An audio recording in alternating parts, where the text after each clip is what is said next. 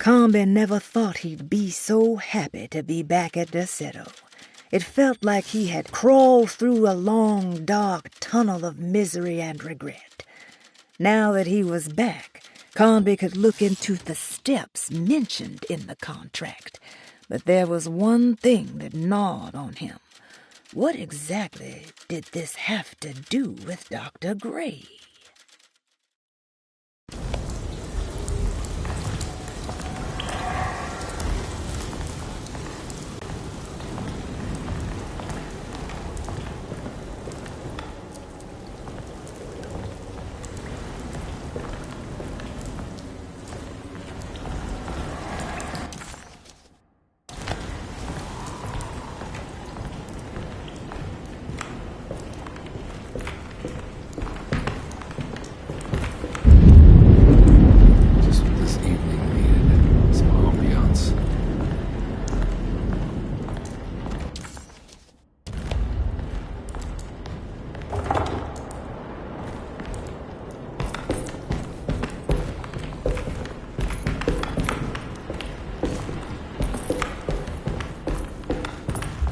I need the key.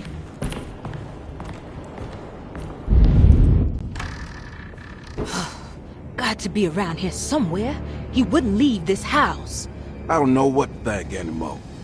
You run into that detective fella? Who is he? Can he be trusted? I think he one of the good guys. Well, you know, like us. Will he be all right with her coming? Praise the mother. He don't need to know about all that. Just help the job. Just calm down. Ain't time yet. God, it hurts. As far as I can tell, Detective Carnby seems to be solving problems, not causing them. Just be ready in case he starts anything.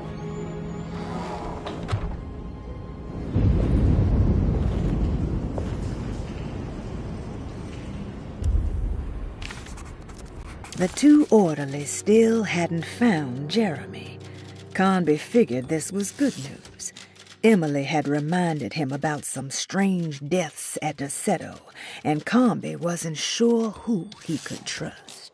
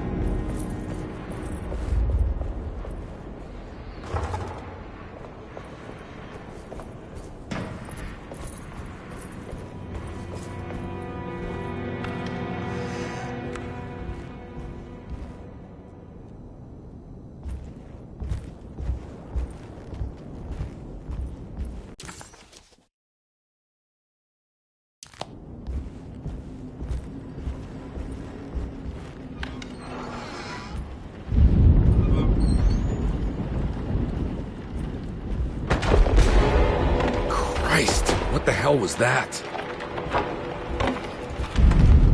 It's blocked.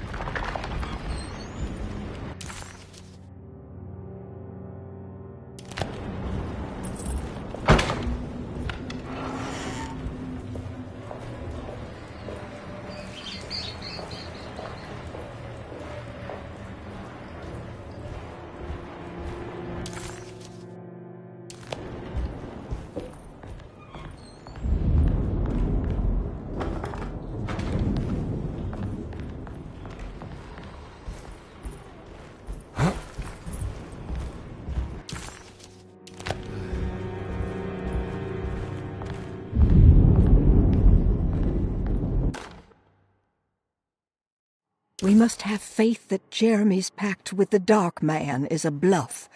If we are lucky, our visitors will find him and prove it's all nonsense before night falls. What is true is our attempt to call on her. Too many things have happened for this evening to be in vain. Think of Jack and Cassandra, even Perosi, whose circumstances I can't understand. Grace is our goat without horns. She knows it and will play the role. You must talk to your brother, Baptiste. I worry that he will fail us. Mrs. Thompson.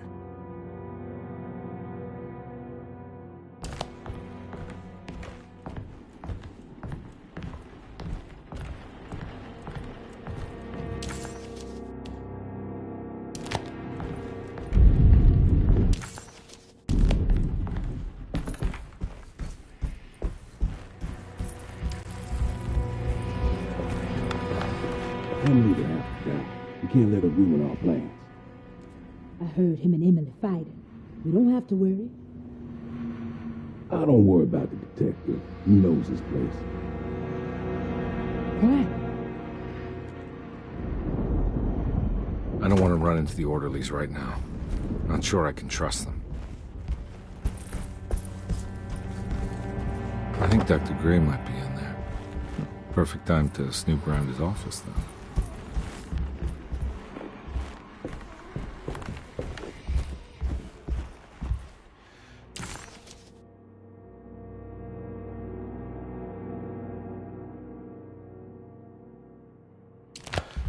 It's blocked.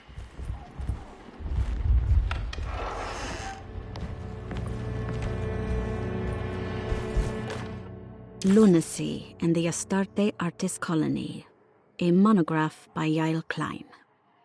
In early 1909, the old Derceto plantation outside of New Orleans was turned into an artist's colony.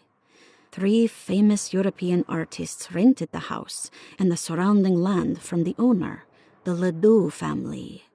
The colony was chiefly run by Sebastian Cortez, who was playfully dubbed the captain by his collaborators, William Arges and Heinrich Kassel. The colony existed for 6 years, until one day all 12 members disappeared without a trace. It is widely believed that their disappearance is connected to the disastrous hurricane that passed through on September 29, 1915, but nothing truly supports this claim. What is known is their frequent participation in New Orleans nightlife, their love for hosting parties, and their elaborate contributions to the Mardi Gras parades as the Pirates of Pontchartrain. Accounts of their lifestyle can be found in almost every gossip column. It can effectively be summed up as carefree and bohemian. In late June 1909, the name Astarte first appeared in the newspapers. Cortez said the name came to him as he was painting. There is never any claim to knowing about the ancient Phoenician fertility goddess with the same name before this time. His fellow colonist Heinrich Kassel did know, because he later produced sculptures that show clear references to ancient idols of the goddess. It's impossible to know for sure how this name suddenly made an appearance, but it is interesting because of Derceto's history.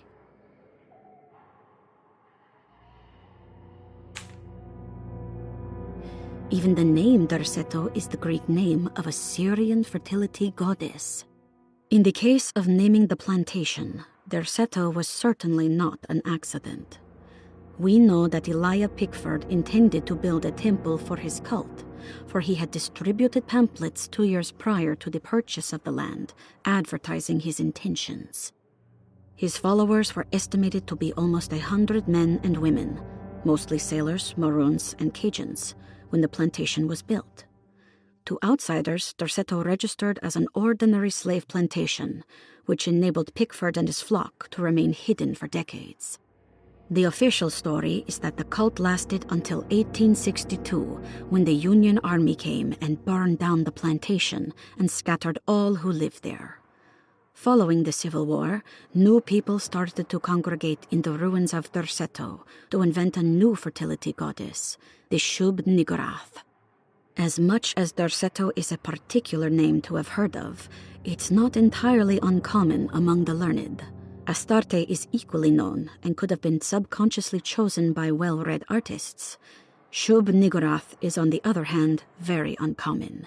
Almost impossible that anyone in Louisiana would have heard that name. The name is referenced only in rare books like Unaussprechlichen Kulten and the Necronomicon, and is believed to be a bastardization of Arabic words meaning pertaining to the dark young. The few paragraphs printed on the goddess are so upsetting that no one in their right mind would want to build a religion resting on such qualities. The Shub Niggurath cult was hard to get rid of, but it is believed that despite the police jailing and killing several cultists over the years, the main culprit in the cult's demise is the cult itself, which seems to line up with every instance of cult activity on Derseto's grounds. When Captain J.W. Norton of the Union Army arrived, he described the people at Derceto as malnourished and maniacal. As much as the army tried to save them, they fought back with fervor, as if nothing was going to stop them from slowly destroying themselves. While the disappearance of the Astarte artist colony remains a mystery, the recurring motif seems to suggest that their fate involved lunacy and a hunger for self-sacrifice to that fertility goddess with 1,000 names.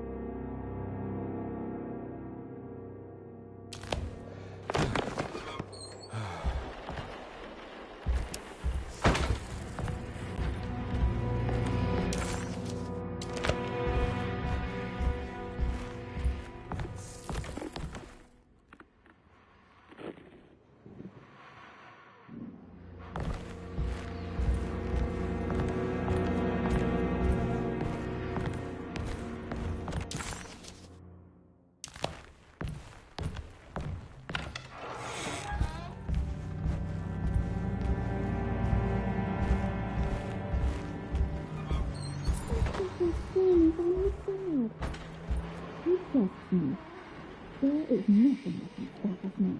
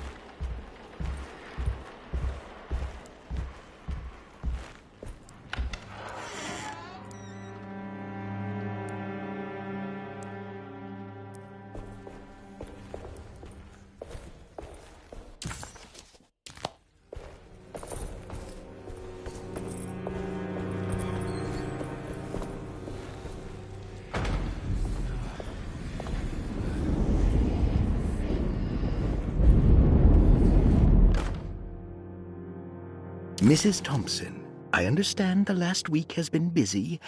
Under these circumstances, I find it important to remind you that Derseto's concerns are not a public matter, nor is it something that should upset you.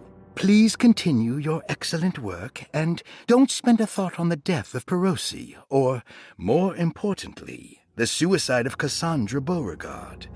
They should mean nothing to you or the staff.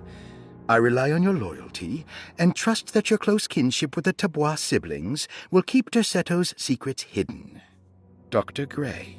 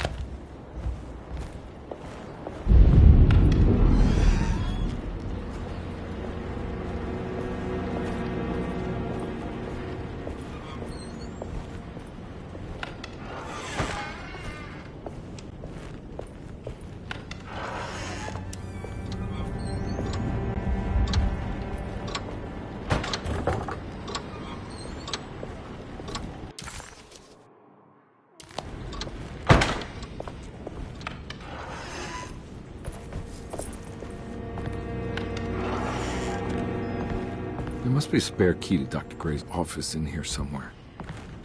I need the key.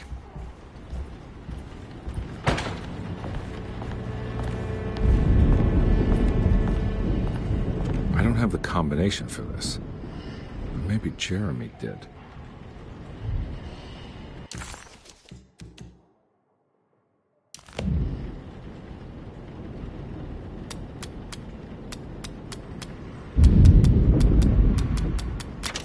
It worked.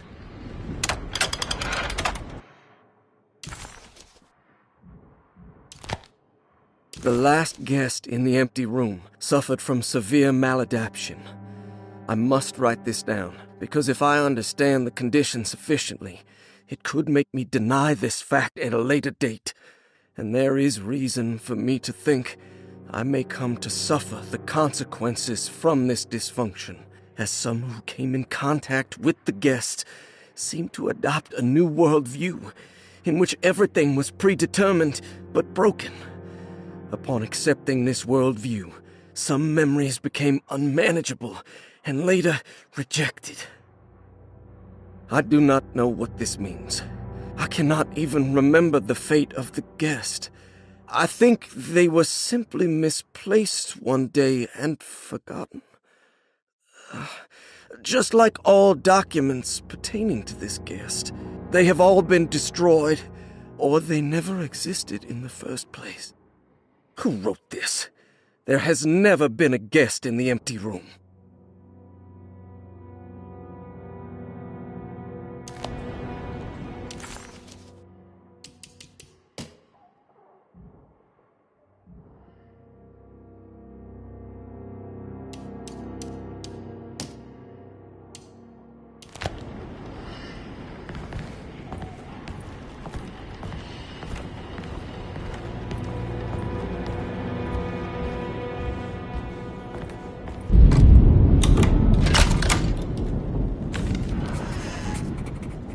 Dr. Gray was somehow mixed up in this business with the Dark Man, Detective Carnby decided. He had to be. Either Dr. Gray was using the idea of the Dark Man to manipulate and torture Jeremy, or the Dark Man was an actual powerful being possessing Jeremy. And in that case, Dr. Gray was simply a stooge. Maybe both could be true at once. Carnby felt his mind racing in all directions. No matter what, he had to find a way to break the pact. That was what Jeremy said was needed. It didn't even matter what was true or not. If Jeremy wouldn't leave Derceto before the contract was broken, then Carnby had to make it happen. He just wished the steps on the contract made a little more sense.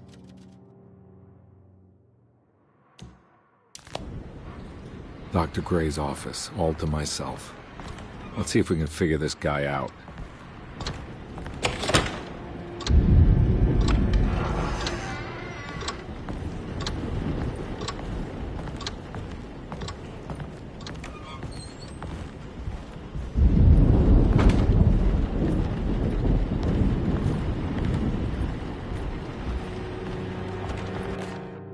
I have finished tidying up Miss Beauregard's belongings. I will leave it to you to contact her agent and have them collect her things. I found one of Grace's drawings she might want back, along with this key in her room, which I believe you've been looking for. Mrs. Thompson.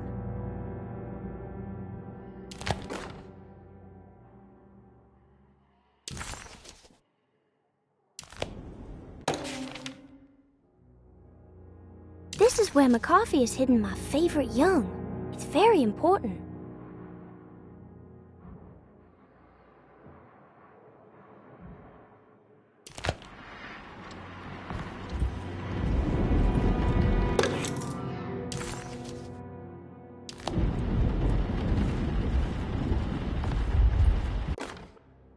Dearest Dr. Manzetti, I find myself in a losing battle with my patient.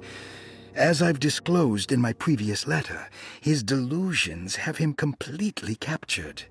It's bad enough that he is torturing himself with paranoia, but his madness turns out to be quite persuasive to others, effectively laying the ground for mass delusion. I am writing to you in hope that you can give me some guidance. Beyond my ambition to avoid devastating surgery on my patient, I have grown worried about my own defenses. The words of my patient are deranged, yet they often resonate with something primitive within me. I have tried photographing his brain with X-rays. It was surprisingly difficult to get good results. Dark blotches on the plates kept obscuring all details.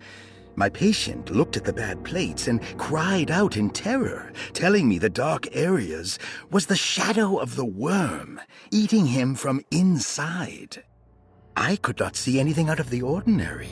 I hope this is a sign that my mind is not as receptive to the madness as I had feared. After further inquiry, my patient described the shadows inside his mind as some kind of chthonic monstrosity that wants to undermine his sanctuary. This is clearly a reference to a place he calls Teroea, a sort of library or convent that works as a psychological haven. With this imaginary haven threatened by this Chthonian, he has now constructed another, less pleasant hiding spot. Lately, he has been bringing up a metaphor of a steamboat that has run aground, that he feels like he needs to start the engines and reverse, but he is afraid that the hole in the hull would cause the whole ship to sink. I've been watching him turn this metaphor into reality for the last week.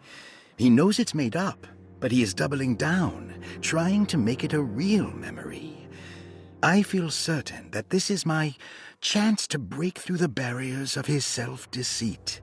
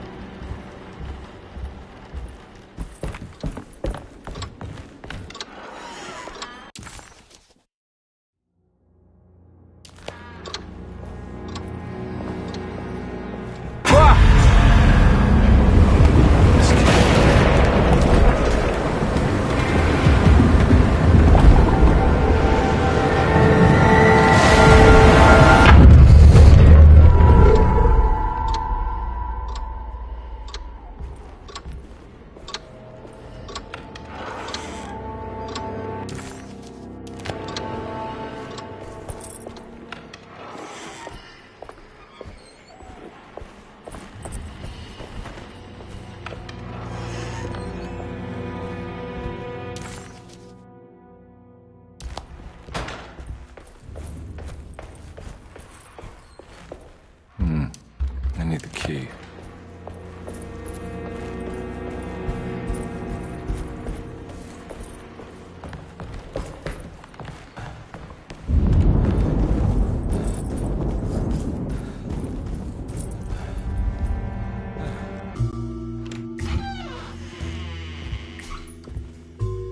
Detective Carnby. Good to see you again. Solved the case yet? I'm trying. Hey, Grace, you okay? Oh, she is just peachy, Detective. Are you looking forward to the Feast of St. John, Grace? I can't wait. Kids, ain't they great?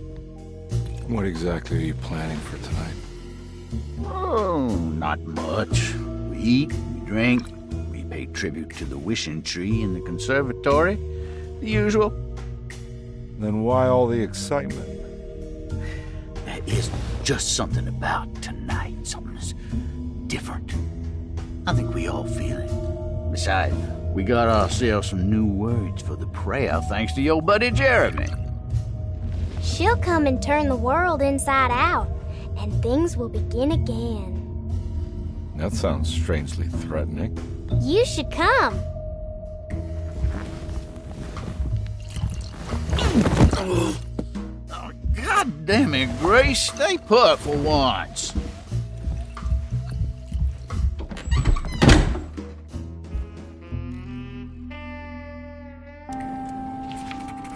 McCarthy was a deadbeat. His mere presence annoyed Carnby. It was like watching the worst version of himself mock him by simply being worthless.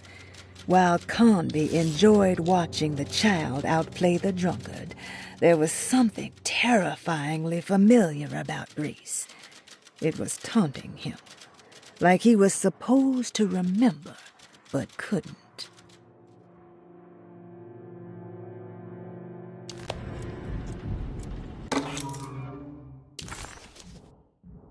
Better hold on to these.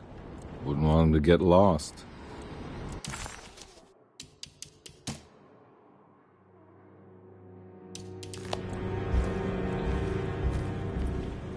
There's something missing.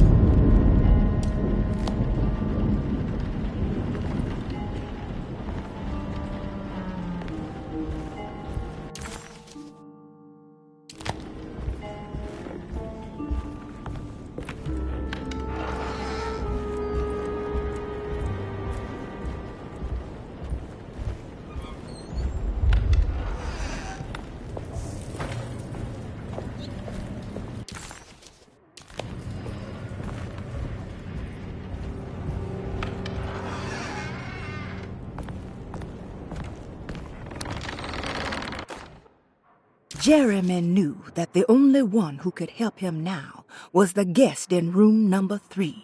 The room seemed to have been empty for so long. But that wasn't allowed to be true. The story needed to be different. To include something from the outside, he would bring the guest back to room 3 and show them what was in that safe. 913. But those were not the right numbers. That was the combination for the safe in the clerk's office.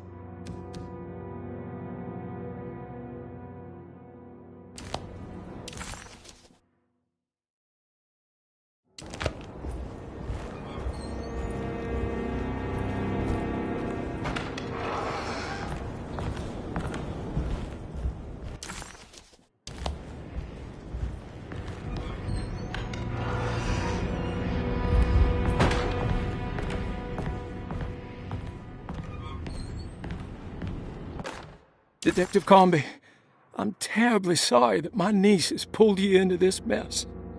Please, with all my blessings, take her away from this cursed place. I have destroyed that Eater of Worlds and locked it away in the attic and retreated to a place of hiding. Tell Emily I'm safe. Tell her all the lies you can think of to make her listen. Take her back to New Orleans. Sincerely, Jeremy.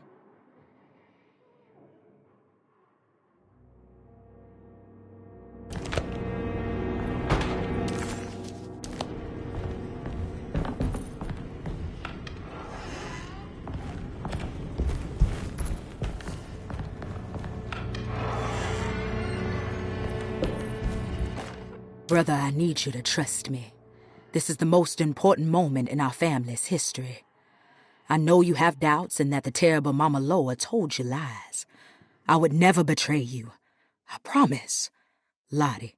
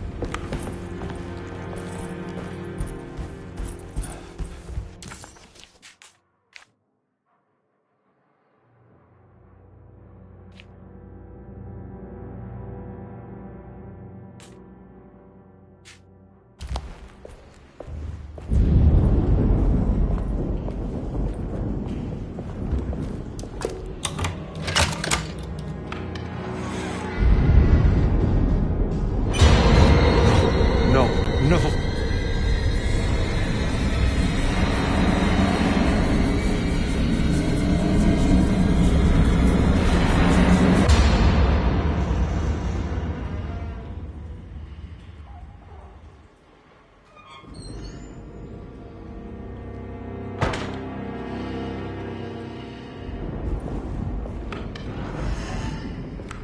Surprisingly neat.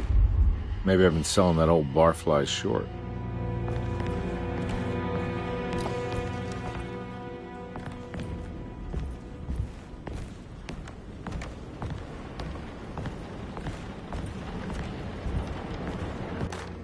Sometimes I think this place makes me worse.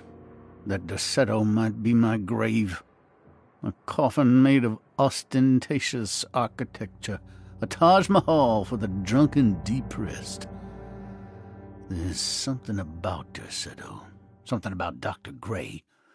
Like we all pretend that we're here to get better, when in fact we are here to be forgotten.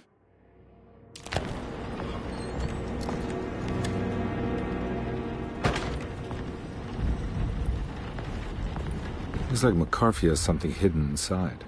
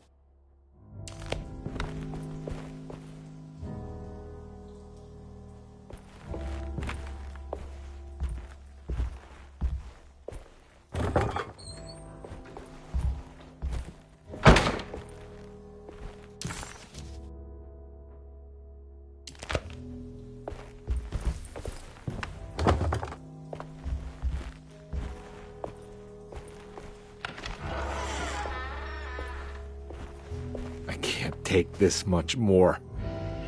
This has to end.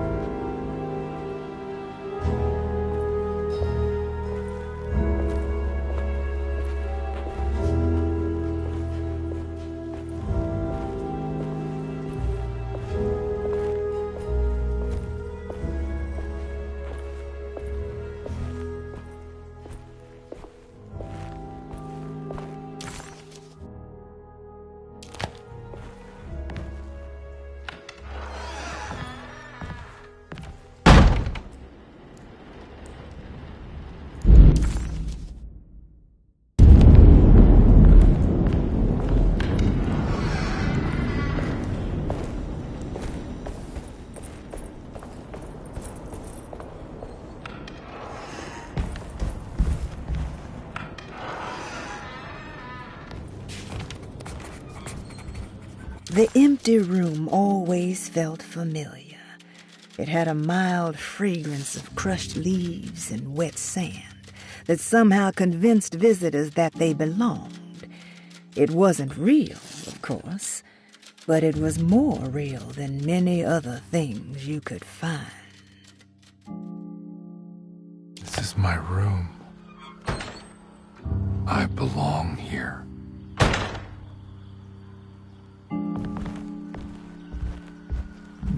I know the combination. I carry it with me.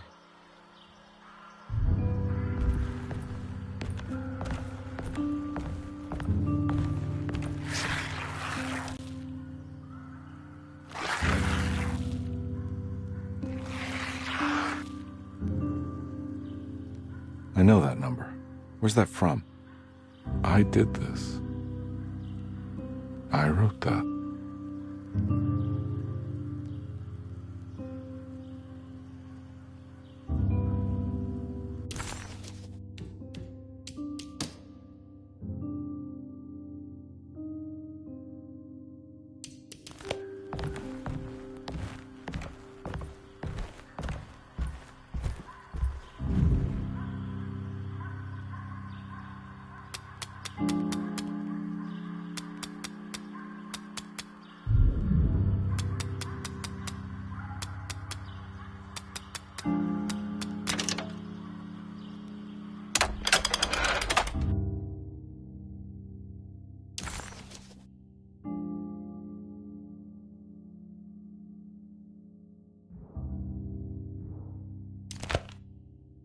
Detective, I have made many discoveries in my case. The child we want is safe, thanks to good people like me and you. We're so similar, but you don't see all the things I do. To find your man, Jeremy, you also need to look for the girl. It has always been that way. The young deliver us all. You should have a look in my room. There's a piece of the puzzle you will need. Take care now. My coffee.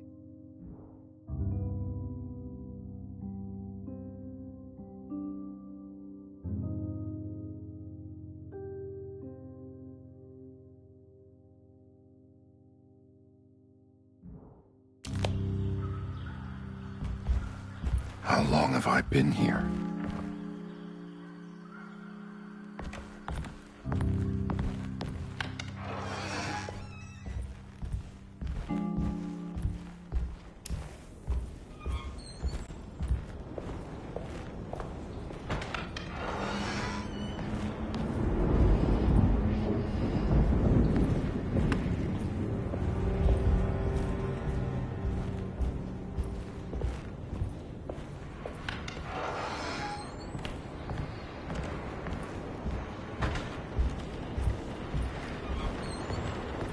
Looks like McCarthy has something hidden inside.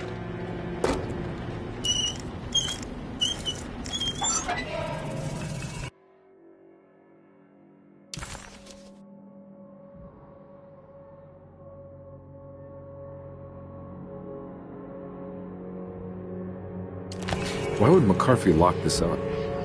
Was he trying to keep Grace from completing the shape? If so, couldn't she have just made another drawing?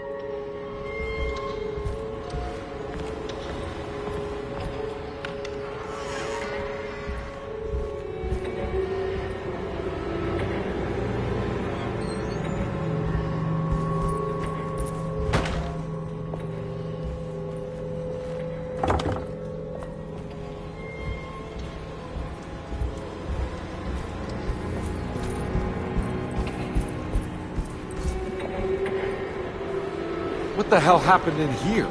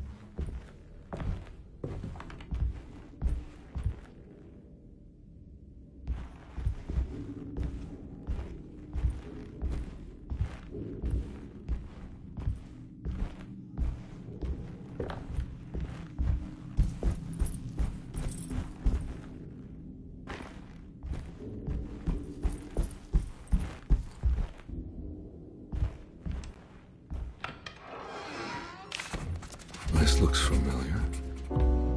How am I back at the office? Jeremy's never been here.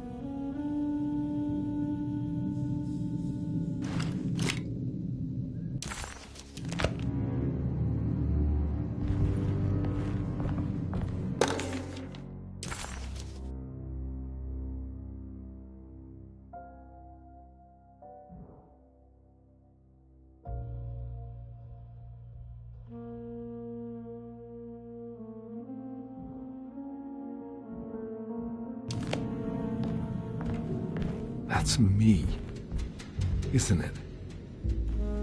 How long had it been since I drowned myself in drinking depression? It had all felt so peaceful, slipping away into oblivion. A welcoming, dark voice wrapped around my mind like a heavy blanket. It turned off suddenly as I woke up from the sound of my office door closing shut. A messenger had left a telegram from Mrs. Saunders. She had a lead on where to find her husband and her kidnapped daughter.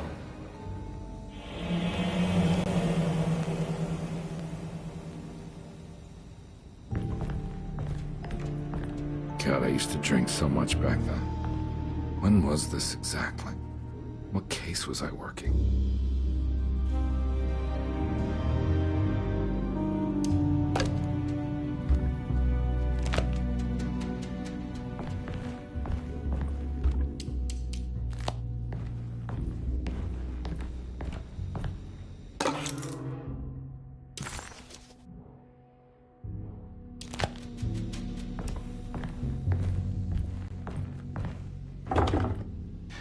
I think I need to figure out where I'm going first.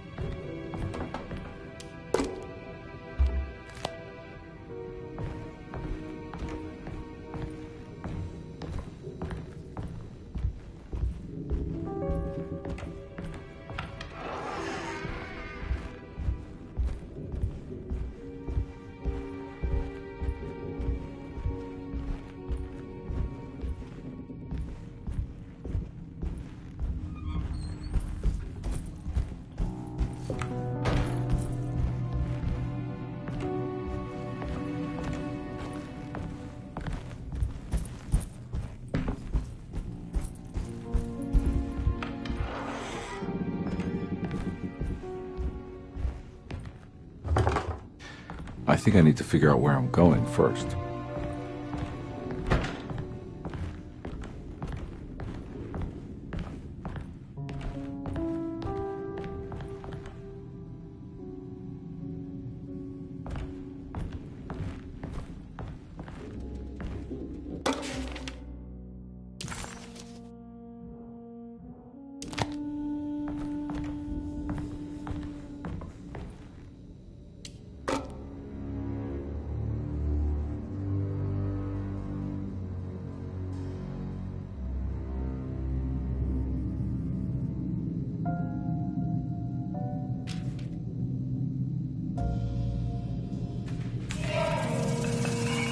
I remember this case. Some kid got taken by her father, headed out of state, but he had made a mistake by selling a painting that his wife actually cared about to a collector named Thornhill to fund his venture. That's how I tracked him down. At least I think so.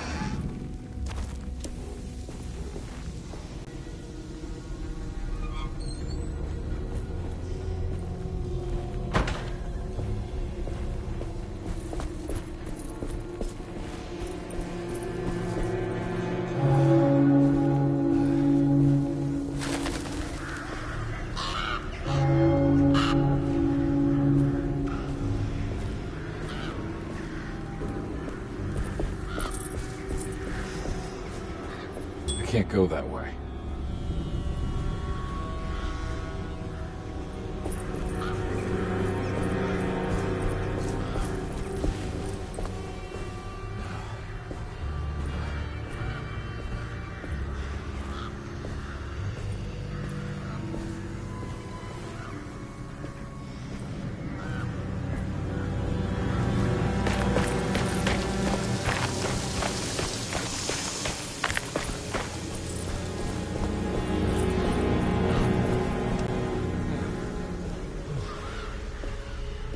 Thornhill wasn't a bad man, but he had principles keeping him from handing out information about his deals. So he needed some convincing.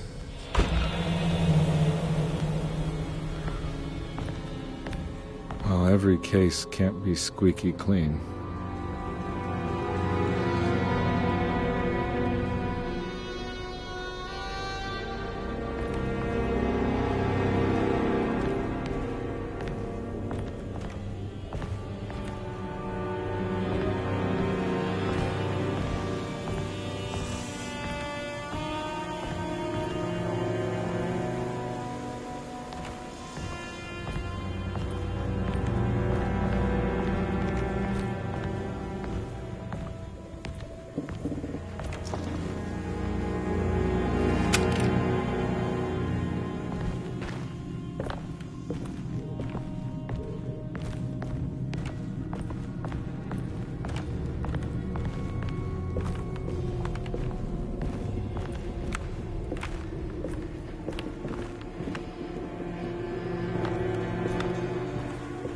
Mr. Saunders had sold a valuable painting to Thornhill, hoping the money would carry him to wherever he was going. The painting, now leaning on an easel in Thornhill's bedroom, had a certain mesmerizing gloom that seemed to call out to me, telling me I was needed for something important. I felt myself falling into the painting, only being brought back by Thornhill, thrusting an address to a Hotel St. George into my hand and asking me to get the hell out.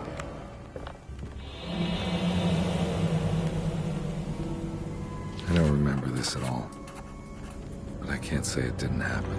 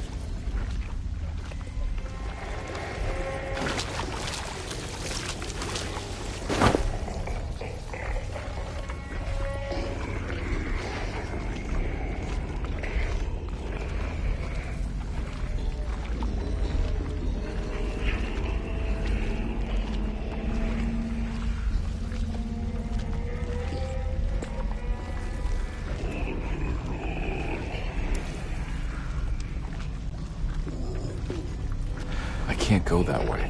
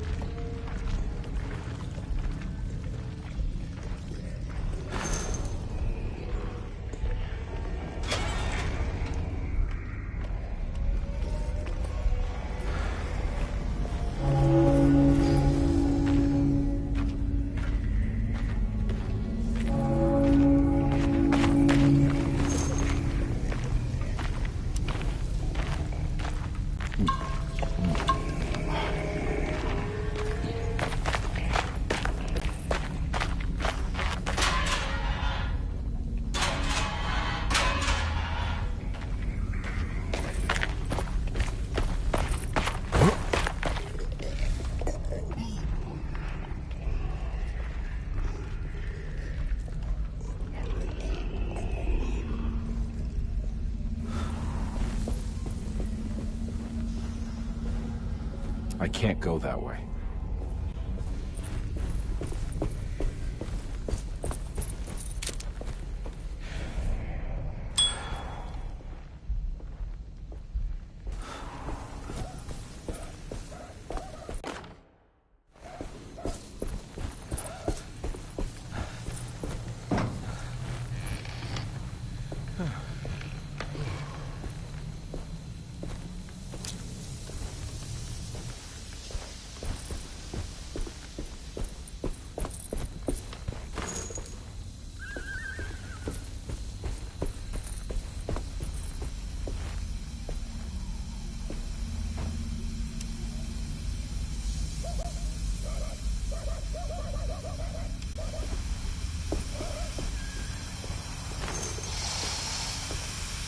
On my way to the hotel, the Morgan gang caught up with me. I owed them money, a lot of it. I can't remember what for.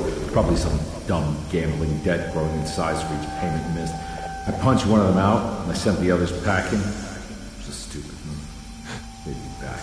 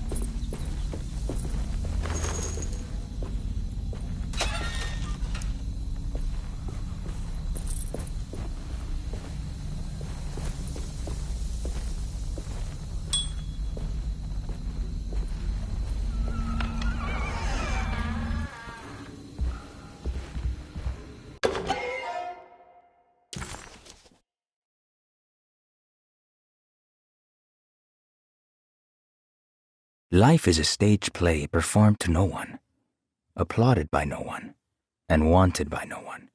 A story already written, meant to play out in one way only. I wrote my book in order to explain that there might be more to life, that free will isn't truly free unless it moves against the expected. In retrospect, I think my ambition was hubristic. Yermi had a much more humble suggestion. What if we all just went home?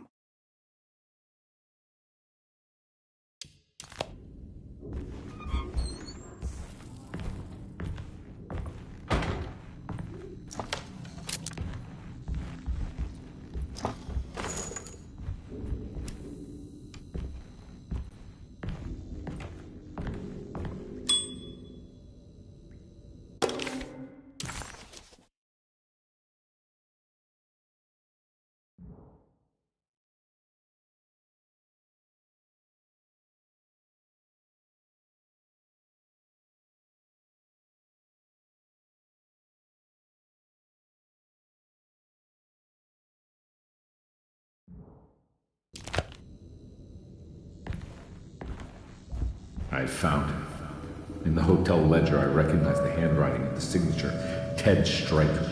It was him. I could feel it. It was the kidnapper I was hunting. I put on my knuckles and hurried up to his room.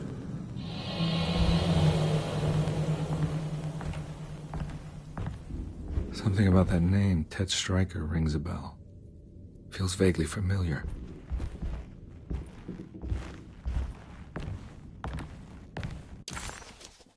The kidnapper had sold a painting to Thornhill, the collector, to pay for a car and enough gas to get out of Louisiana. Detective Carnby was suddenly reminded of shaking him down to find out where the kidnapper was hiding. St. George's Hotel by the park. Carnby vaguely remembered the case of the missing child. She was kidnapped by her estranged father. There was some connection to a gallerist named Thornhill, a painting sold to pay for a getaway. He was back in the French Quarter, his office to be exact, a place Jeremy had certainly never seen. It could only mean that the dark man had reached inside Edward's mind and conjured this place for him to suffer.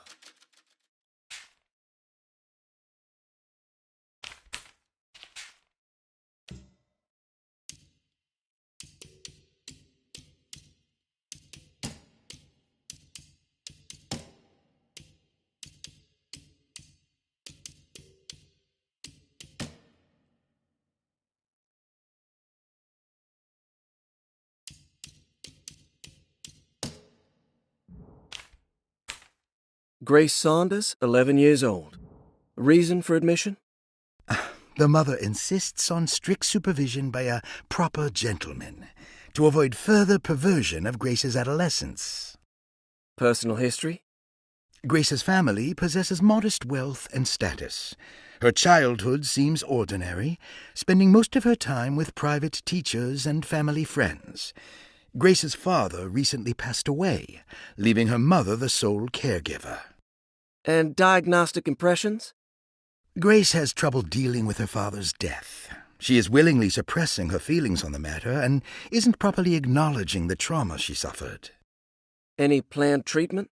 Grace needs nothing out of the ordinary. She simply needs parental guidance. Eventually, we can work on her feelings toward her father. Thank you, Doctor. I'll finish the paperwork and get her installed.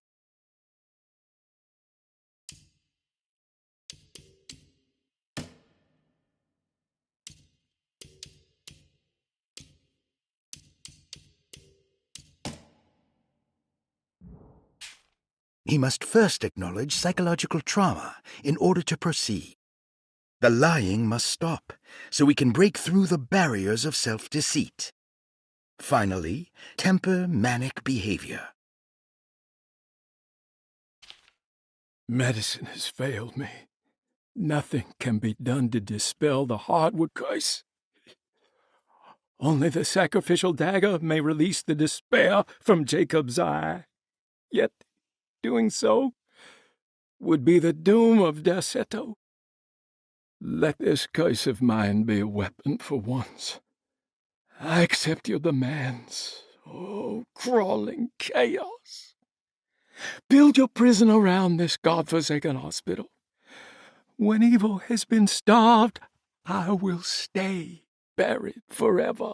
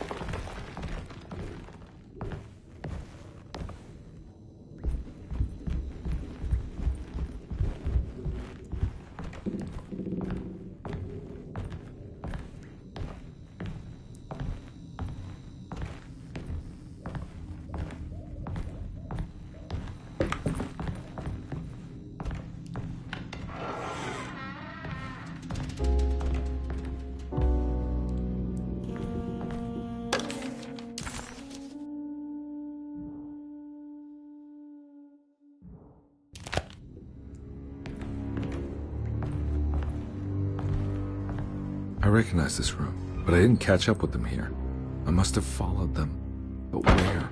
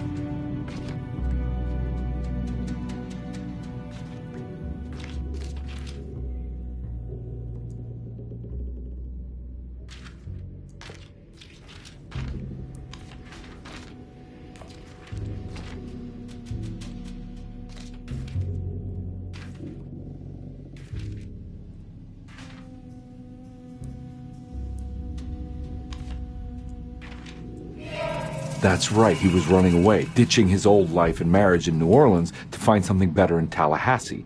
And he took his daughter with him against the will of the mother. That's why she hired me. But I stopped him. I caught up with him at the Pearl River Bridge. Detective Carnby didn't recognize the bridge across Pearl River. It was firmly obfuscated by trauma, events that had left Carnby scarred for life.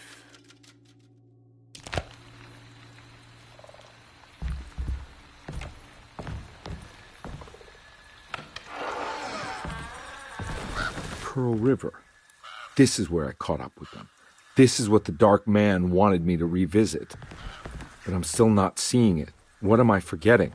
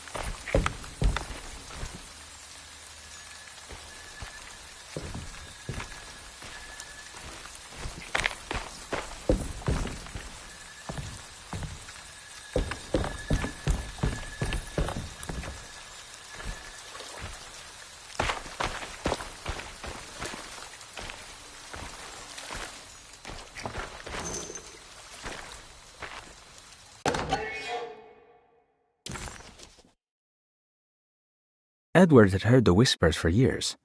When he lived in Brooklyn, it was only on rare occasions, like when he as a child climbed that tall tree in Central Park, or when he almost drowned in the Hudson River, trying to save his despaired mother. The whispers became more common as he moved to New Orleans, but still rare enough to be ignored. Now as he walks the halls of Darceto, he knows what is calling him. He doesn't want to admit it, but the dark young in the conservatory is telling him to sacrifice the cabris and corn.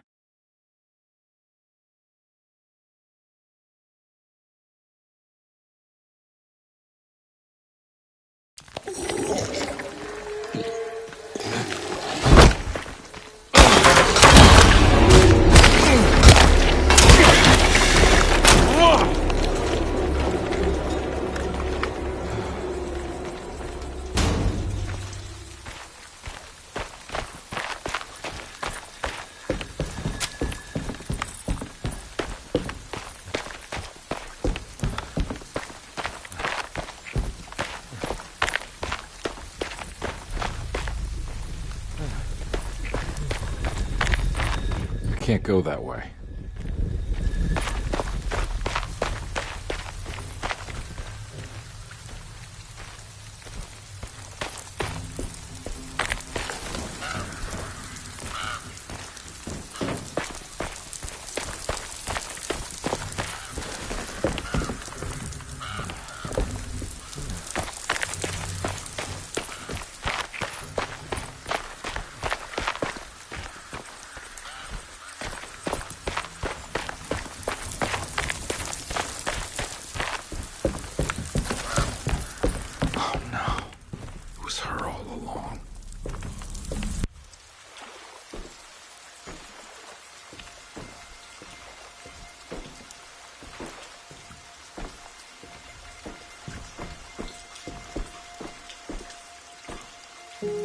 I can't believe I didn't recognize you. I looked a little different back then, I suppose.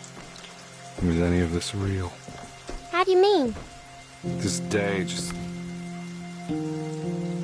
so much is happening. I can't... I think I've lost my head. Do you need me to apologize? I mean... I am sorry. I don't think I need to begin to explain. You're just a kid, Grace. I'm really sorry. I didn't mean for it to happen. Lies. More lies. No, really. I thought I was being a good guy by handing you over to your mother. I didn't know. I couldn't have known that she wouldn't care about you. I don't know how this works. What is this for? Some form of admission of guilt. Maybe acceptance. It's what the Dark Man wants. I guess we just watch my father die again, then. You think he's alive? I know he is. He's down there, scared that he won't be able to get out. That he will drown with his daughter again. What are you saying? We gotta save him! We? Do it yourself. I'm down there with him, remember?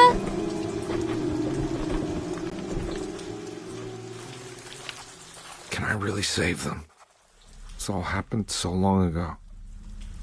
I have to find a way to get down there. I have to see it with my own eyes. There was a boat at the house where I entered. If I can raise the bridge, I should be able to get to the car. Carnby had run their car off the bridge. He pulled Grace out of the sinking car, but left her father to drown. He could have saved him. There was time. He just chose not to. Instead, he took Grace back to New Orleans and collected his paycheck.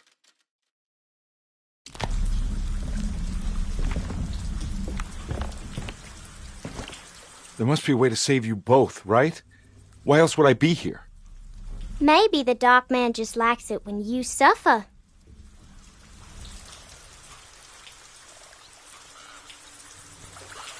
Don't worry, kid. I'll think of something. I'm not holding my breath.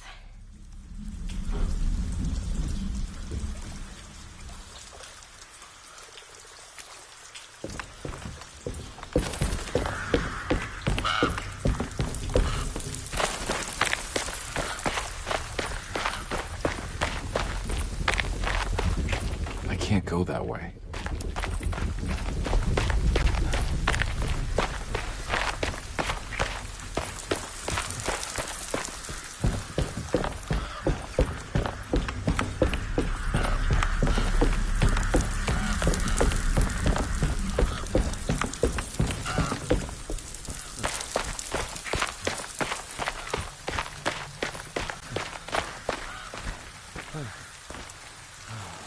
Ugh.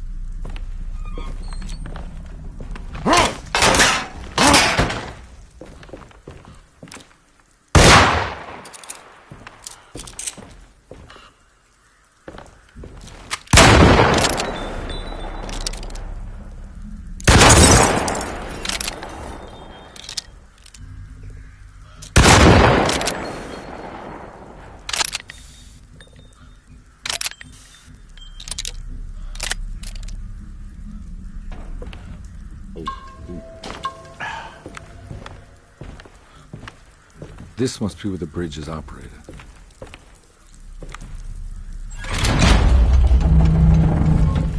Nothing's happening. It's like something's holding it back.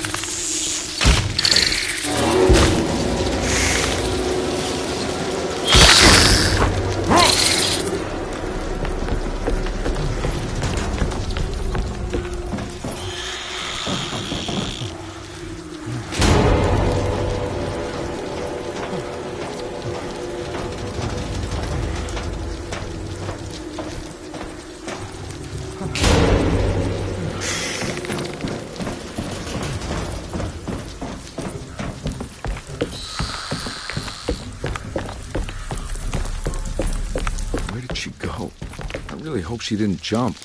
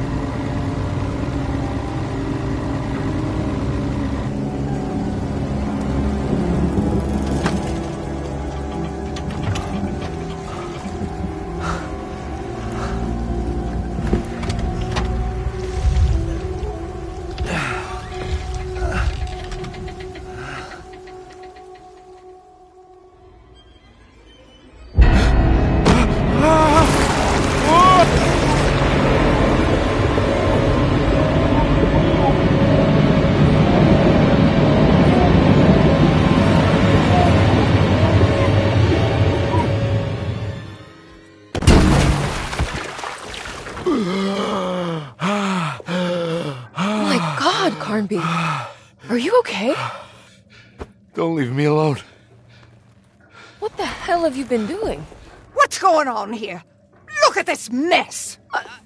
I'm sorry, Mrs. Thompson. Don't make me kick you out of this house. Now get out!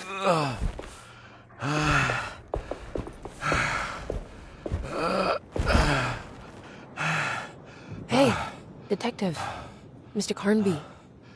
I'm really worried about you. I'm okay. I just need to catch my breath for a moment. This place?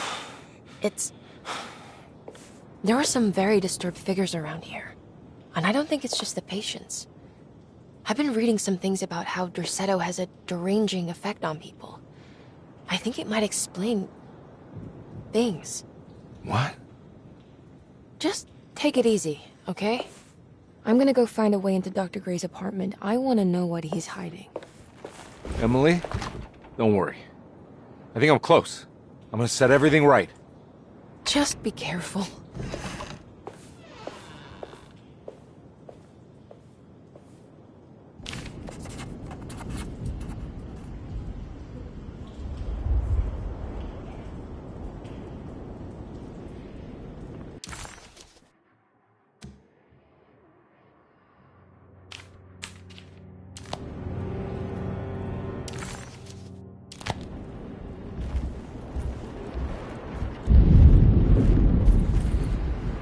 I'm not going in there. She's clearly had enough of me.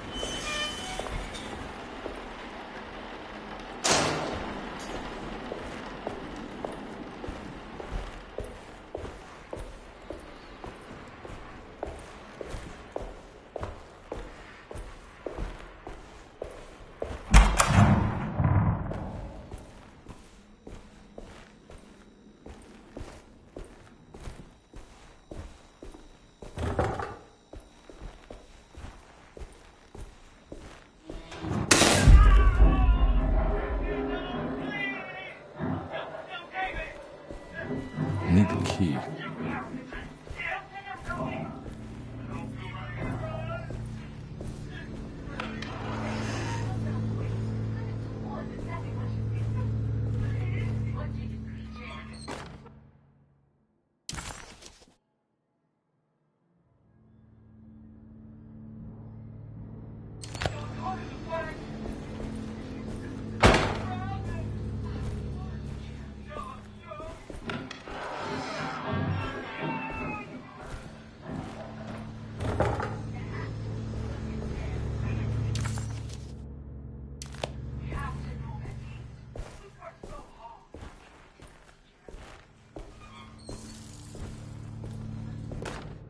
Radiography, patient Jeremy Hartwood, date June 14, 1930. Plates. Jeremy's skull proved difficult to capture properly. Partial radiographs worked best. A complete picture of the brain can be assembled by piecing 3 plates together. Observations.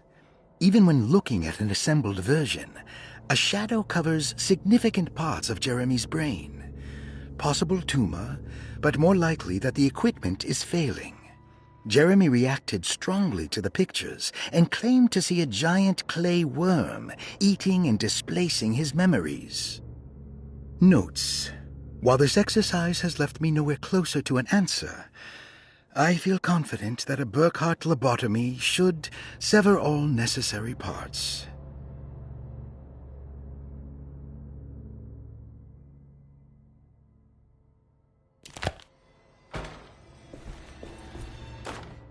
Hypothetical psychosurgery based on the ideas by Burkhart and the St. Petersburg research could end up saving Jeremy's mind. Severing the connections around the frontal lobe would certainly solve most mental afflictions. The procedure would be brutal in performance, as well as in efficiency. An ice pick pushed through the edge of the eye and into the skull would untether the nerves like Alexander cutting the Gordian knot. As this would likely leave Jeremy in a very different condition, all other paths should first be explored. The medical instrument I would need for this lobotomy is missing, and I should have Waits order a new one.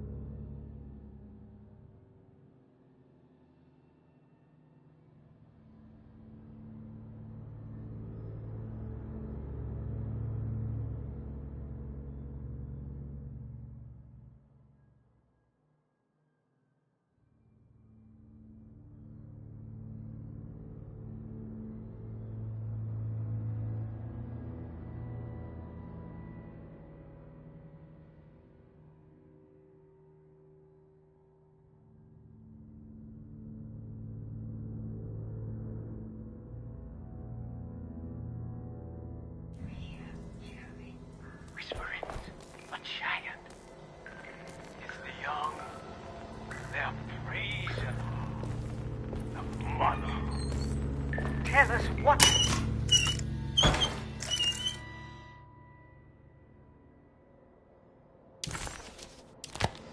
Don't mind if I do.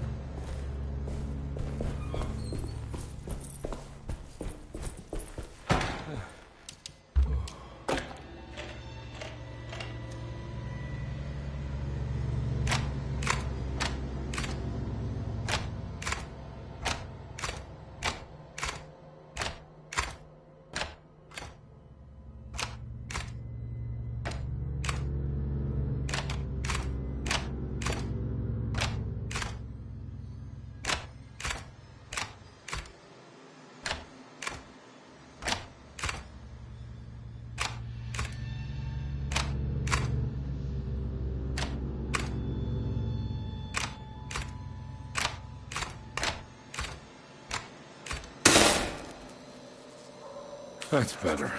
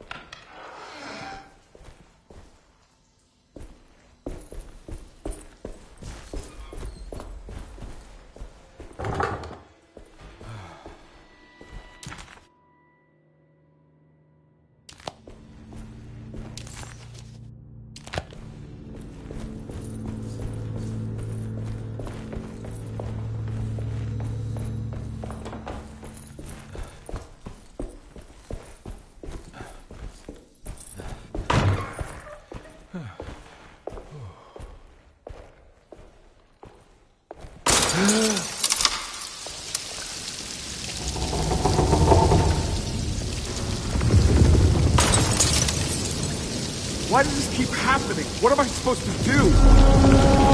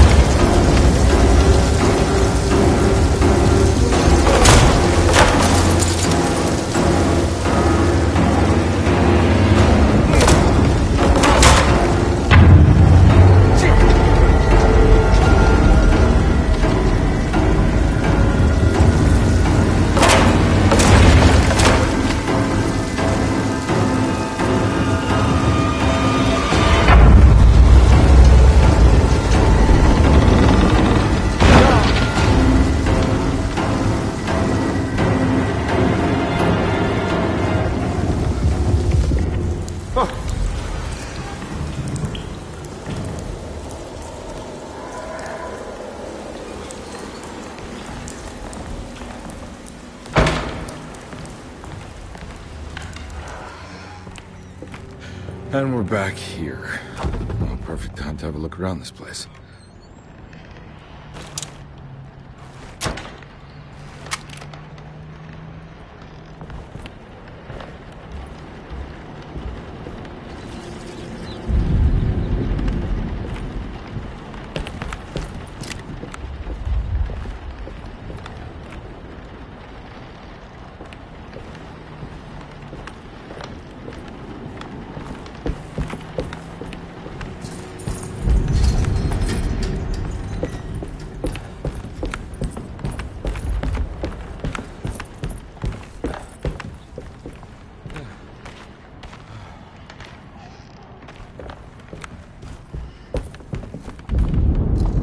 What is that?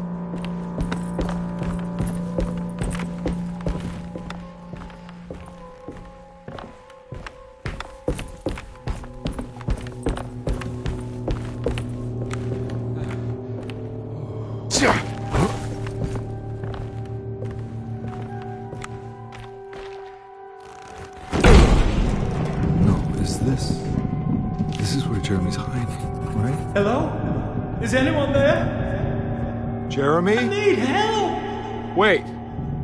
Can you hear me? I'm stuck in the mud and the fire is taking Jeremy, me. where are you? The motor is dead. I can't do anything more. Hang on, Jeremy. I'll figure something out. I'll get the boat running.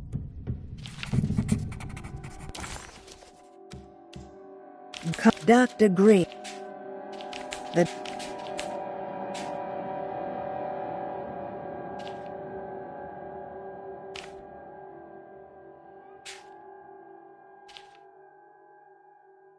The dark man had forced Carnby to face his memories of Grace and her father, how he ran him off the bridge at Pearl River and carried on to steal his child as he was drowning.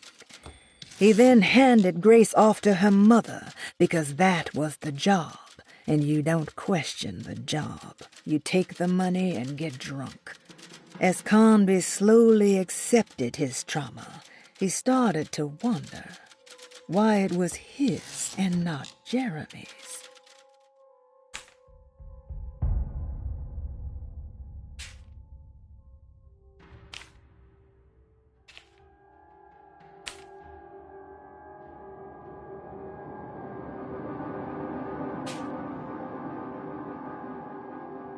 Dr. Gray had been putting Jeremy through some thorough medical investigation. He was trying to break through Jeremy's stories and get to some truth, just like Carnby was. Could Dr. Gray have been trying to break the contract as well? Carnby entered some new, mucky dreamland of Jeremy's, a long-abandoned steamboat aground in the bayou. Jeremy was calling out for help, but Carnby couldn't figure out where the voice was coming from. For a moment, Carnby wondered if the boat itself was Jeremy, or if he was below it somehow. It didn't matter right now. Jeremy was clear on one thing. He wanted Carnby to get the steamboat running and out of the mud.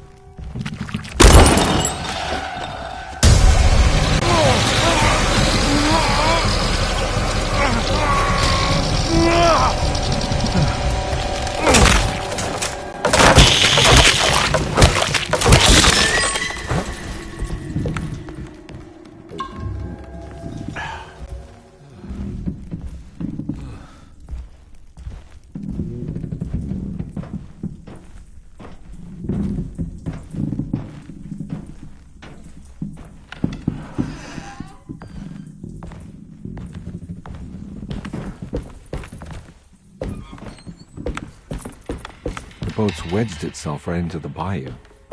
If I get the motor started, I could try reversing back into the river.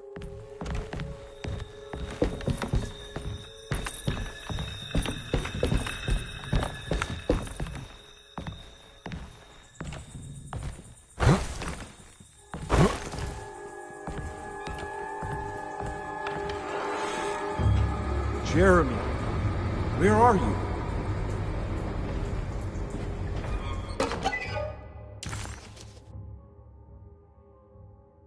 There are many ways to cross a threshold. The easiest one is being invited. A door swung open, leading you inside.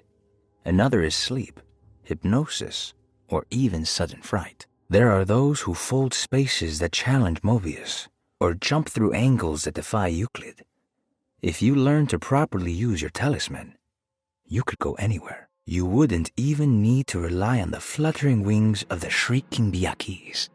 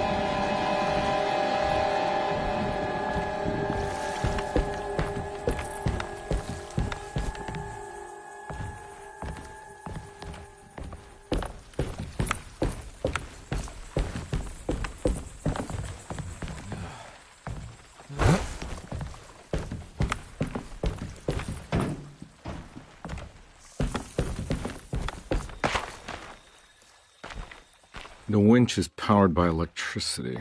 I need to find a way to turn it on before I can use it.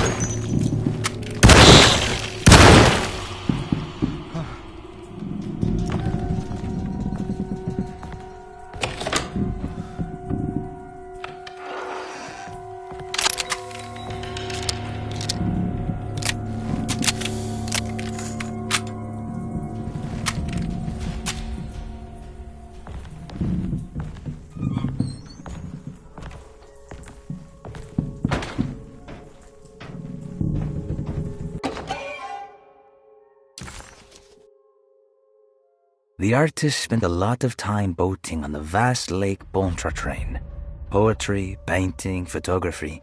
Everything seemed to become better by the shimmering water and the opalescent sky. One night, as the sailors returned to Darceto, they found a masquerade ball taking place.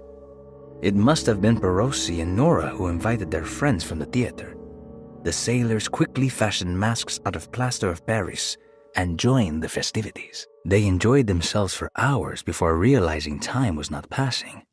Nor could they find their friends. As they began to worry, they demanded that the guests unmasked.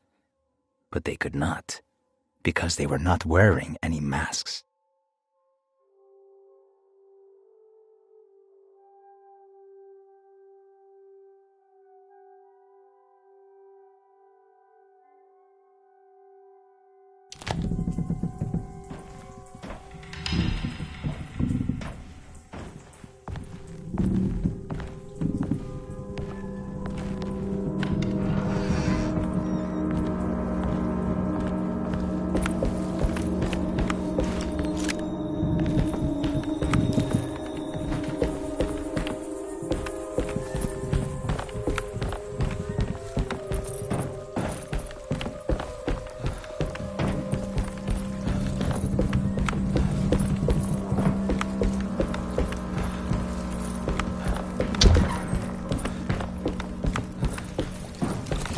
pretty weak. I just need some...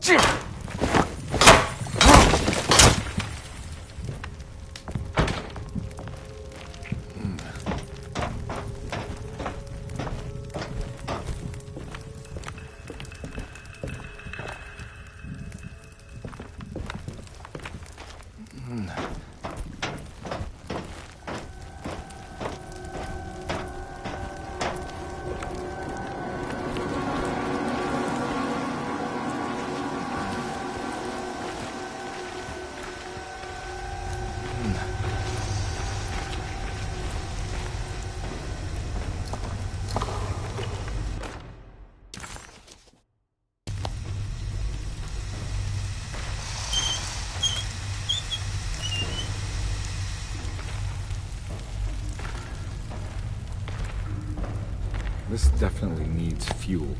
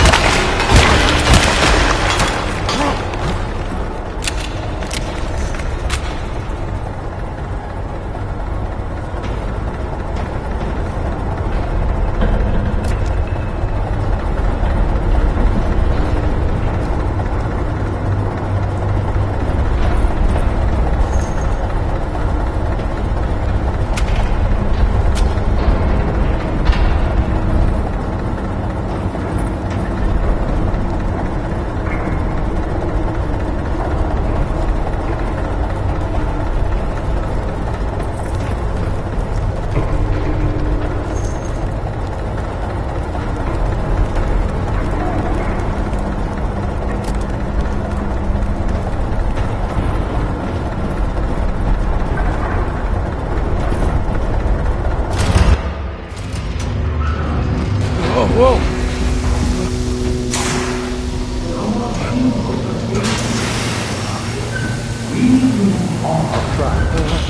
Are you ready to tell me what happened?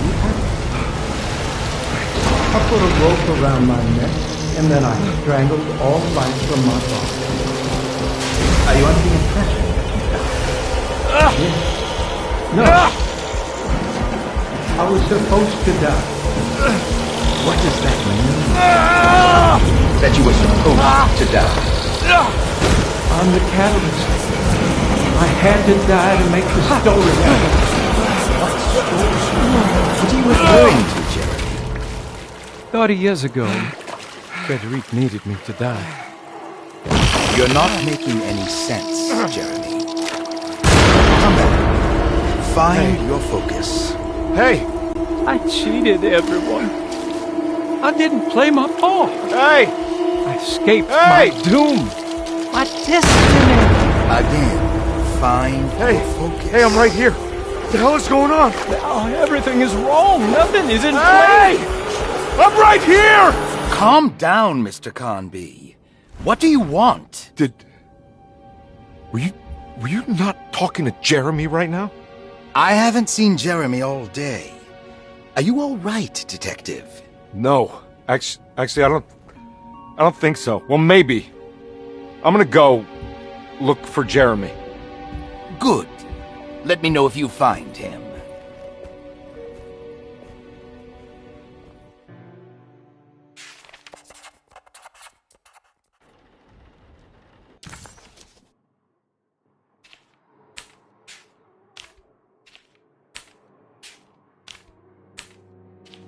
The steamboat was a hideaway that Jeremy had built over the last few days. Having seen his memories extracted and expanded into physical realms by the Dark Man, his unconscious mind had decided to take the chance that Jeremy could manifest a world in secret, a world that wasn't sanctioned by the Dark Man, deploying his own self-deceit as a gambit against his Dark Master.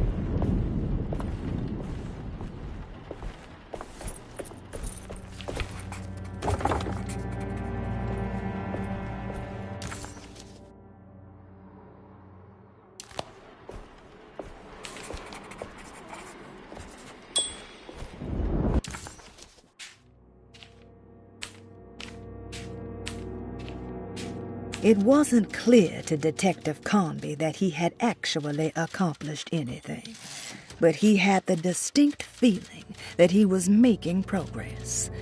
The steamboat must have been what the self-deceit was referring to, and clearly the business with Grace was psychological trauma.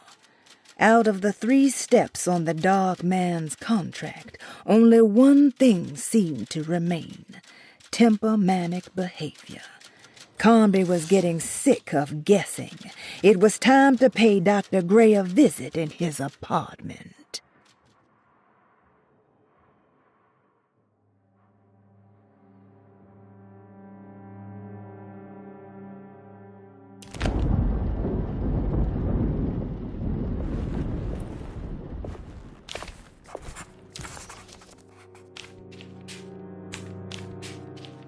It wasn't clear to Detective Carnby that he had...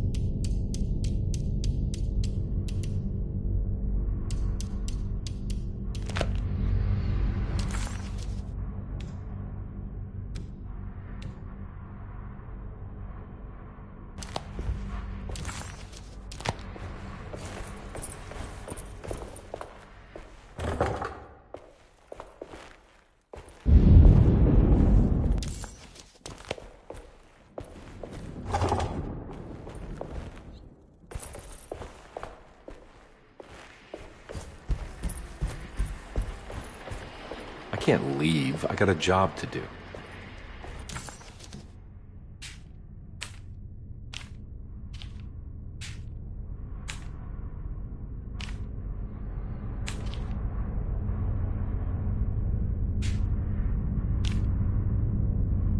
It wasn't clear to Detective Carnby that he had actually accomplished. It wasn't clear to.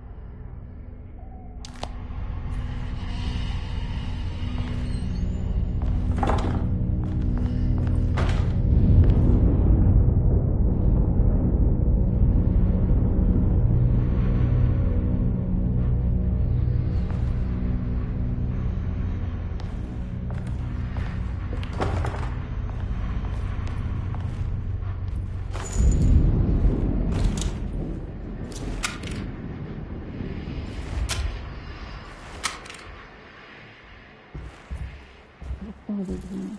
He is almost ready. He's walking right into our trap.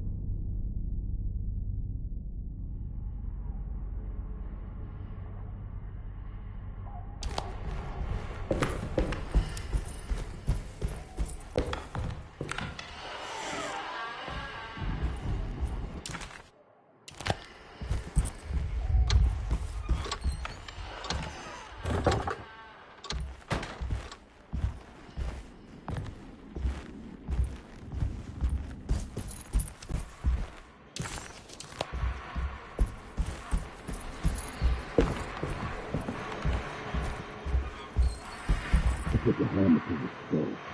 He won't be bothering us no more. Emily didn't understand what was happening. It was funny when all the blood started coming.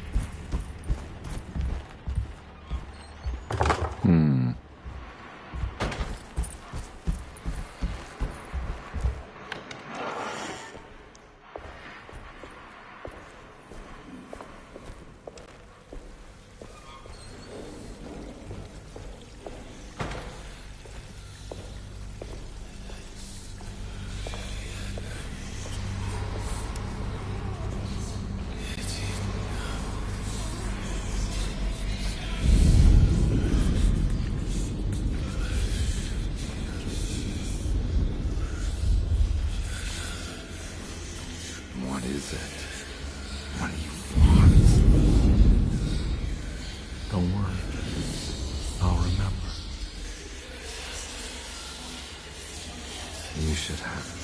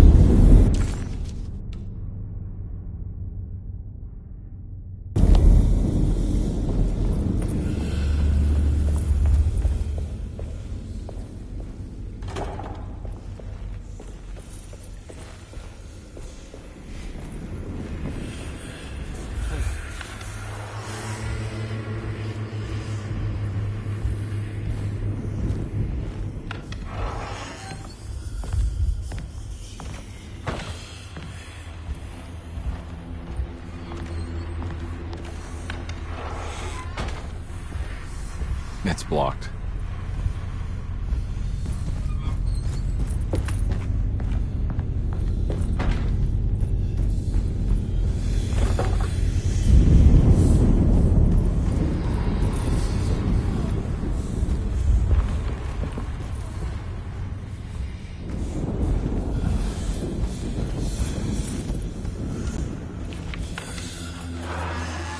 Detective, am I glad to see you. Lock the door, will you?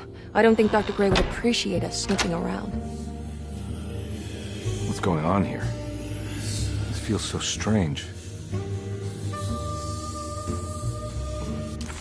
Detective Carnby felt removed from himself, like driving drunk. He carefully tried to navigate his environment. What the hell was going on? Was he finally losing his mind? At least Emily was here to call the police if he went off the deep end.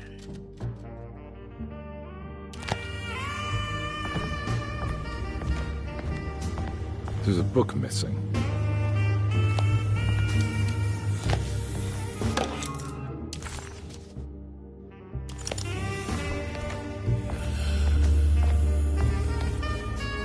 Have you found anything?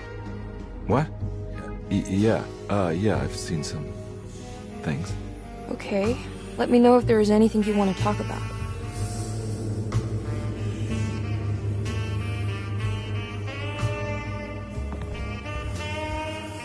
You don't find this place strange? Derceto is certainly one of the stranger places I've been to.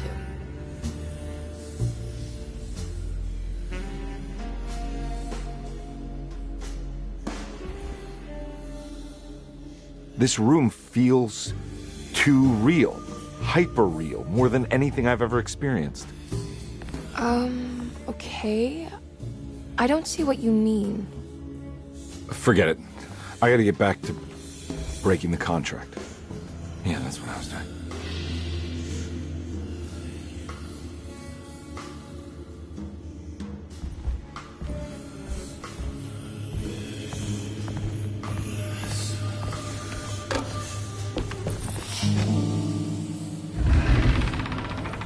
What did you do? I was just rearranging the books. Well, come on, let's check it out.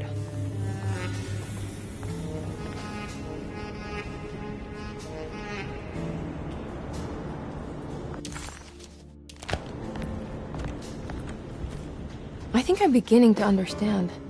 Dr. Gray is dealing with some kind of mass delusion.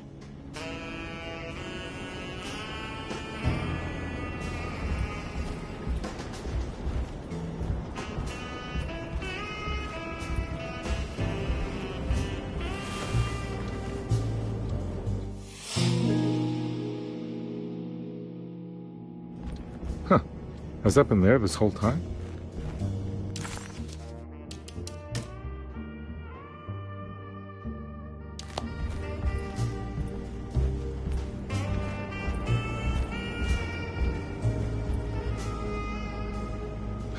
What were you saying about mass delusion? Derceto seems to have a deranging effect on people living close by. It has a history of creating cults devoted to some nature goddess. Even the name Derceto refers to the cult existing here before the Civil War. Derceto was the name of an ancient fertility goddess worshipped in Syria. Dr. Gray and his friends, however, seem to prefer the black goat of the woods with 1,000 young, or Shub-Nigroth. And that name can only have come from my uncle's twisted mind.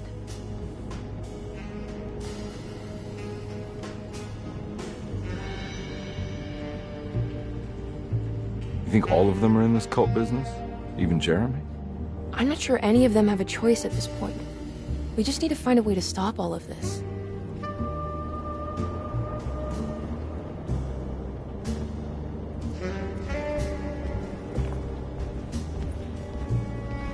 I've been so busy trying to free your uncle from the promise he made to the Dark Man. I guess I kind of just let everything else go. Don't worry, Detective. I feel like we're close. I'm sure Jeremy will turn up. If he is part of the cult, he wouldn't want to miss the Feast of St. John.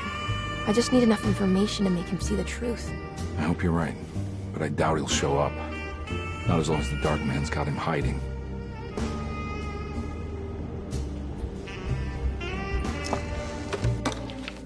Good to finally meet you, Mr. Hartwood.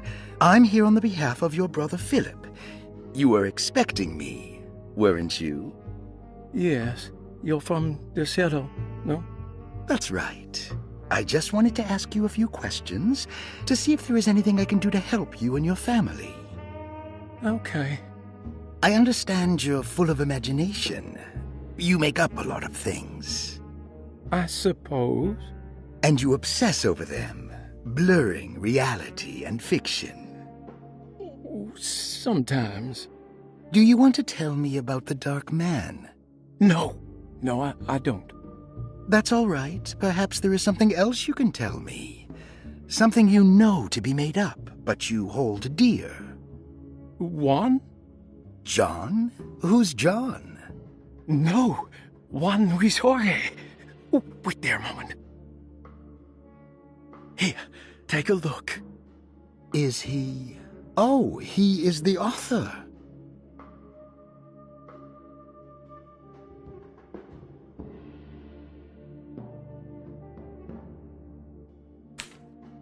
It's a magnificent book. Life-changing even. The real Juan is long dead, but I like to think of him as my friend. My most beloved friend. I see. Do you often do this? Fantasize about people you read about? No. Well, there is Jacob. Who is Jacob? Turn to the last page. Oh, it's a newspaper article. The Prisoner of Ice, Jacob van Ostad. Is he also your beloved friend? Oh, no, Doctor. Not at all. He is the fire that fights fire. Yes, I think it's clear your overstimulated imagination, this mania, needs to be tempered for you to live a normal life. I know your family calls it the Hartwood curse, but I want you to know that there is nothing supernatural about your condition. It's all inside your head. And with that, I'm very qualified to deal with. In time, you will be cured. In time. Yes, in time we will exorcise all your demons, all the dark men. Yeah! Please, Mr. Hartwood, calm yourself. What happened? Oh, don't you worry your little head about it, Miss Hartwood.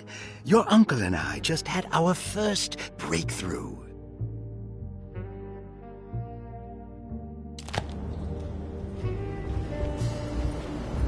That mark on the floor looks like talisman positions, but from which direction should I look at it?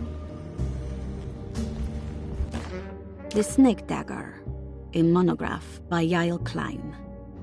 In Ludwig Prin's book on pagan rituals called The Mystery of the Grave, as translated by Nicholas Vachy, there are several references to a sacrificial dagger called the Snake Dagger.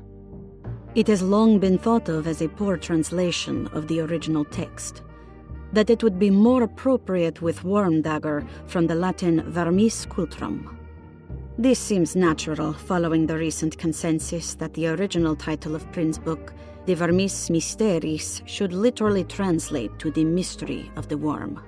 However, this would take away from Vachy's great effort at translating the underlying meaning of the words and revealing several cultural beliefs. While Prin certainly was using the term worm as a symbol or synecdoche for death and the dead, which is made clear by the contents of the book, in the case of the dagger, we shouldn't be too hasty to dismiss his translation. Reading through Vachy's correspondence with his patron, it appears that he had more than just the Latin text at his disposal. Vachy had dug up Prin's living relatives and uncovered several cross-referenced historical texts and an actual snake dagger. The dagger was dated to the early Middle Kingdom of Egypt and had such a clear shape of a wave that Vachy considered calling it the sinusoidal blade. Knowing the full story, it seems prudent that he chose to translate it as snake and not worm. There are several reasons why this choice of word helps us understand the pagans that Prin's book attempts to describe. The symbolic value of the shape becomes more apparent when reading about the use for the dagger. In the passage of possession and exorcism, we find the snake dagger poisons the poisoner within the victim and is therefore pacified. Where the literal text would tell us that the worm dagger trumps the demon possessing the victim, it tells us nothing of their reasoning, only that somehow this dagger wins against the demon, like it had the better hand in poker. Vahi's translation allows us to follow the underlying logic to the ritual magic that is being performed. Poison the poisoner sounds like fighting fire with fire.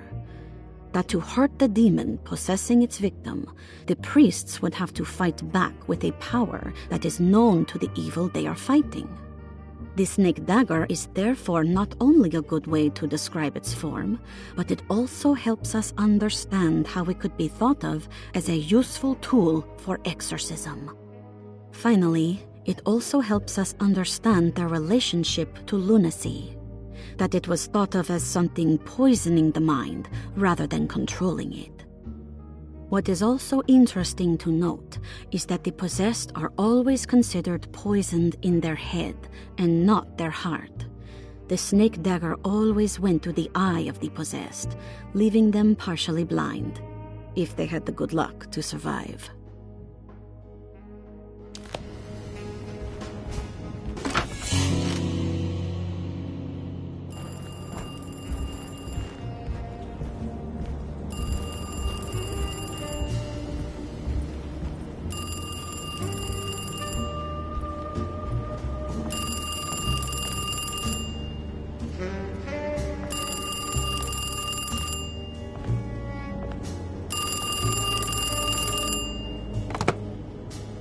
Hello? Detective Carnby? Who is this? Jeremy? Jeremy is with the Dark Man. You can't save him. Well, I've done everything you wanted so far, and there's just one more thing on the list. I expect him to keep his promise and return Jeremy unharmed. Get out, Detective, while you still can.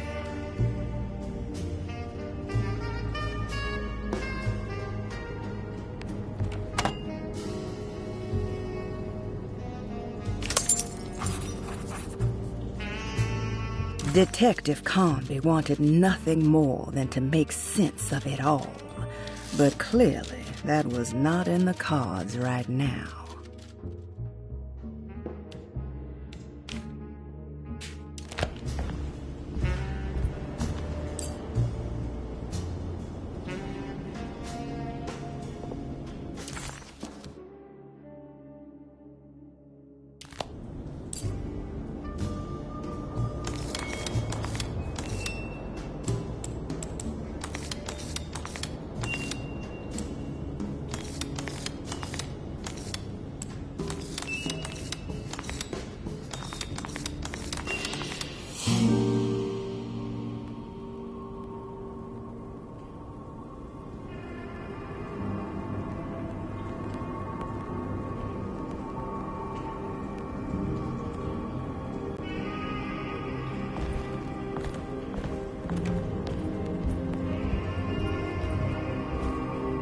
You okay? You look a little frazzled.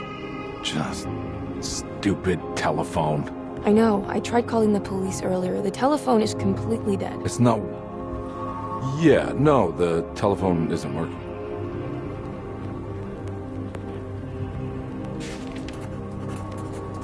Detective Carnby was worried Emily could tell, that she could see the madness written on his face. But what if he was the only one seeing the truth? Could that still be the case? If only he could find evidence that would make her understand that he had seen beyond the veil, or at least something that would show her he was worth the money she was paying him.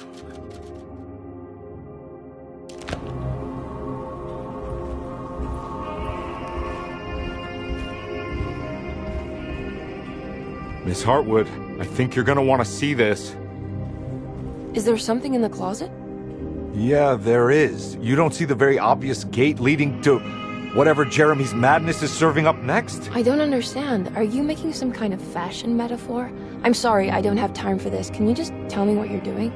You don't see this. It's fine. It's fine. Catch you later. Are you going inside the closet? Yeah. You got a problem with that? No. Do what you think is right, Detective. Sorry, I didn't mean to. Goodbye, Miss Hartwood.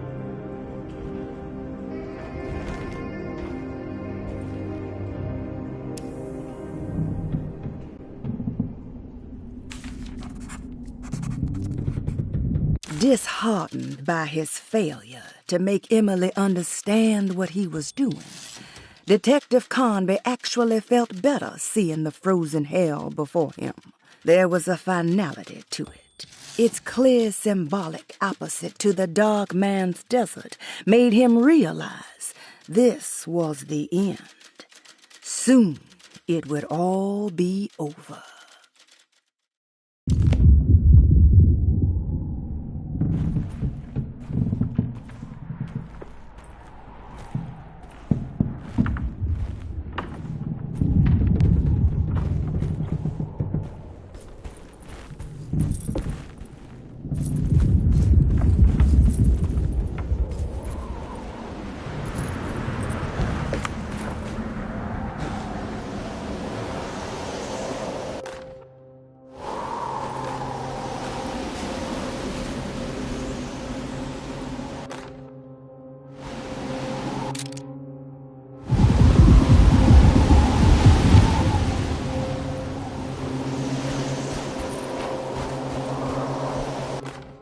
We found the ancient stellarium perched on a cliff facing the Arctic Ocean after a day of sailing due north of the Eskimo encampment. Jacob van Oostad was our most keen member of the expedition. He had been chasing down the source of a peculiar type of crystallized metal present in several sacred items among the natives on the northeast coast of Greenland. The site was a remarkable find for any explorer, and we were all enraptured in our search for enlightenment and meaning. The surviving architecture seemed almost unearthly in origin and astonishingly sophisticated. The metal Jacob was searching for was abundant, almost ubiquitous. We were so taken by our find that we were surprised by the sun falling below the horizon. As we quickly picked up our gear, ready to head back to our camp, Jacob van Oostad declared that he wanted to stay. He was adamant. We begged him to reconsider. The night would be getting colder by the hour, and we feared for all our safety. Jacob refused, threatening us with violence if we wouldn't leave him alone. As the snowfall turned heavier, we left him there on his own. The next day, the weather became worse, and we had to spend hours enforcing our shelter as our tents became increasingly useless. The group had written off Jacob, thinking he must be dead. I had an urge to make one final attempt to save him, so I headed out as darkness fell with a handful of flares and headed toward the coast and up the climb, towards the stellarium. That's when I saw him, transfixed by a burning sky, that celestial lantern. Jacob keeled over and let out a painful shriek that struck me with such fear and pity. He was crying in agony, for the cold weather had ravaged his flesh. I called out to him, and he turned to face me. His vacant stare held me in place like a needle through a butterfly, and he said, "You must leave now, Ashton. Go, and never come back." And so I left.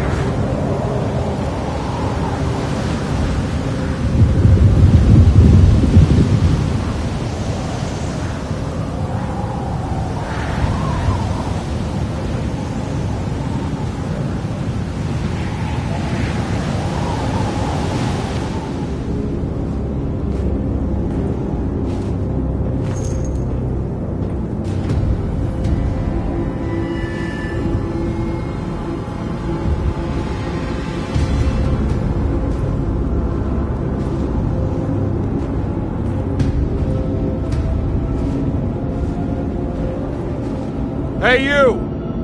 What are you doing here? What is this place? Turn back, detective. You're not wanted here. Whoa, take it easy. I'm not your enemy. Oh, you're wrong, detective. You're wrong.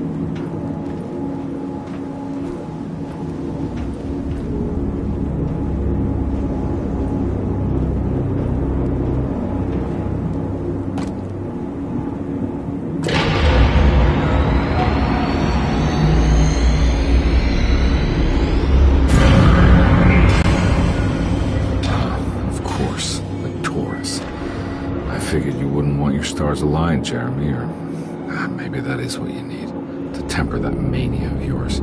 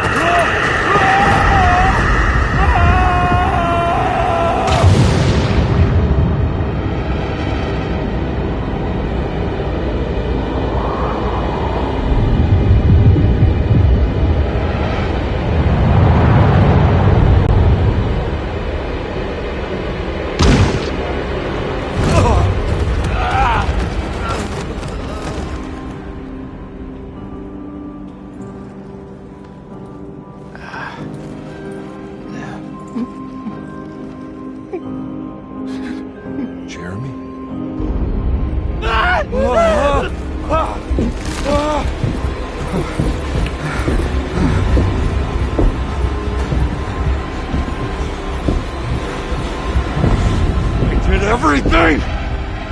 Aren't you happy? Stupid You charlatan! What more do you want from me? You want me to lose my mind?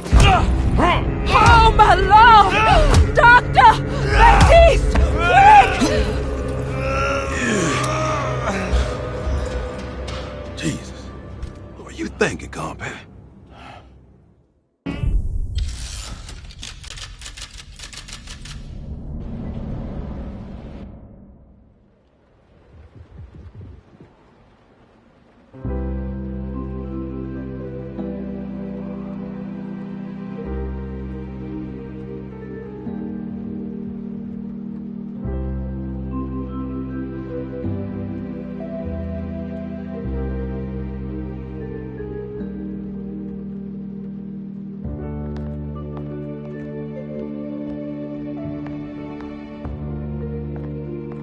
You awake? You are awake. Mr. Carnby's up. Hey, buddy! I thought you'd be knocked out for the rest of the night. Come on out and join us, will you? I'll save you some gumbo. Good to have you back. You gave us all a good scare. What happened? You had a psychological breakdown. Sorry for manhandling you, but you were being violent. You stabbed Jeremy and then punched Dr. Gray. Are they okay? Jeremy's a little strange, but everything's back to normal. Really? All thanks to you, Carnby. You want to try standing up?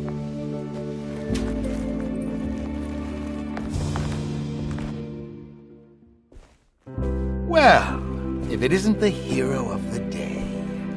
How are you feeling, Detective? Never better. How about you two? Hey, Jeremy, I didn't do too much damage, did I?